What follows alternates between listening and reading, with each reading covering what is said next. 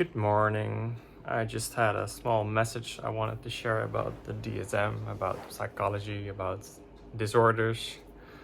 And that was that you are not your disease or disorder or like your diagnoses, like ADD or, yeah, I can name them specifically, but that's gonna give all kinds of charges to this message. But yeah, you are not your diagnosis. You're just a regular human being, but you show certain patterns of behavior, which we call disorder, or sometimes not a disorder, sometimes just a personality trait or whatever, or something else. But yeah, the usefulness of making a diagnosis is because it allows you to make judgments and give strategies towards dealing with that, usually medicalizing that kind of specific disease or disorder. Yeah, and there's of course a lot to say about that because you're also putting someone in a box, and if you put someone in a certain box, they're going to behave a certain way. So there's also a downside or like a counterproductive reason to not get diagnosed. Especially for any diagnosis except the medical. So I'm talking psychological diagnostics, because there's no disease in the mind. There's only certain patterns, and usually they are just like Gabor Mate says. For just one example, I already mentioned ADD. Yeah, he considers it to be a trauma response.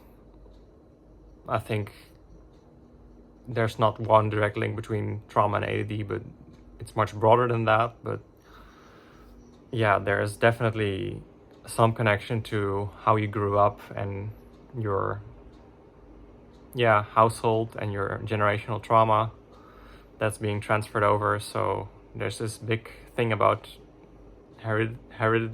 I can't speak it. I can't speak it. Hereditary. I can say it right now. It's too early in the morning. I think it's like 6:30 a.m. or something. Anywho, but I've been awake for an hour or something. I usually get up at 5:30 if I'm feeling good. I don't go to sleep very late. That's bad habits. Going to sleep late, waking up late. I prefer this.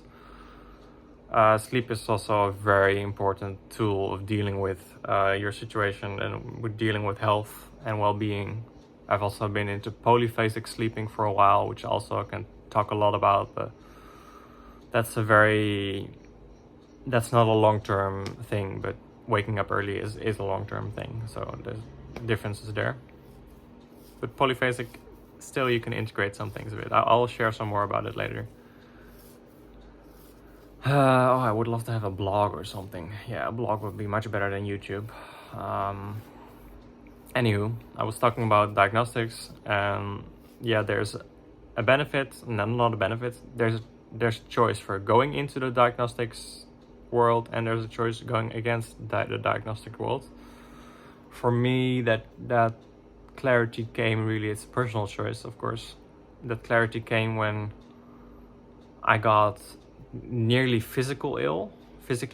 I got really sick, and then the diagnostics became more relevant, getting specific therapy and everything. And yeah, it depends on what you consider ill, of course, but I think that's what your boundary is about. So do you consider yourself to be feeling ill, whether psychologically or physically or a combination? Which is of course difficult because there's this whole thing of being aware of your being sick and like what's healthy. So it's you can pull the line to a very extreme degree. So it's important to find a balance between the outside and the inside of who perceives you to be sick, because ADD is already, depends. In this country, it's a lot less extreme, but in the States, it's much worse.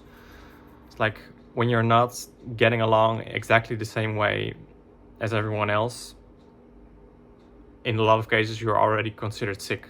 So that's why it's like ADD is this perfect example, because in a sense, it's very light because it's only a neurodiversity.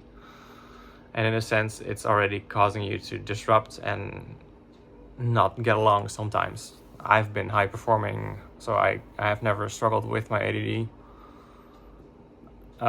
Never really.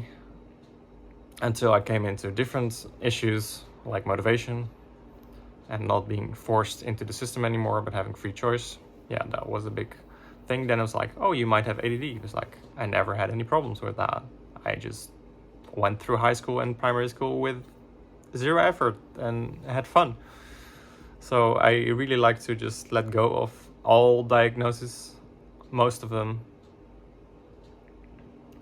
They're very useful if there is a degree of being sick concerned, but that's why I also, I don't want to mention other disorders right now, or not disorders, but neurodiversities, for example. But being different, when is it wrong?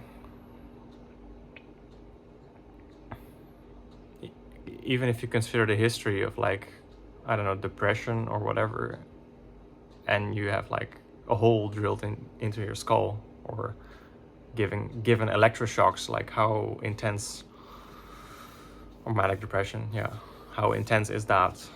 How crazy is that